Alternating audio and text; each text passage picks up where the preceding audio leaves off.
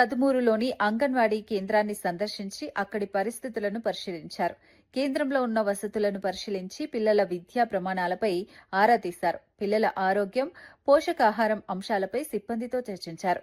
మెరుగైన సేవలు అందించేందుకు సూచనలు చేశారు. ప్రభుత్వ పథకాలు సక్రమంగా అమలవుతున్నాయా అని తెలుసుకున్నారు.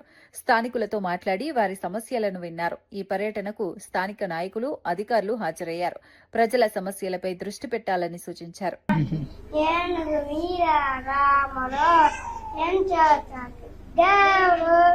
అబ్బో, అందరు క్లాప్ కొట్టండి. టైమింగ్స్ ఎట్లా ఉంటాయి? 9 నుంచి 4 భోజనం అది ఇక్కడేనా? జాగ్రత్తగా పెడుతున్నారా? జాగ్రత్తగా వండి పెడుతున్నారా అంటున్నా.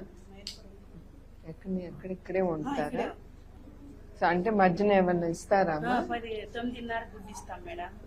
3 గంటలకు పాలు ఇస్తాం. మధ్యన భోజనం చేసిన తర్వాత 3ంటికి పాలు నిద్ర పెడతాం మేడం. 1 గంట నుంచి 2:30 వరకు. ఆ తర్వాత పాలు ఇస్తాం.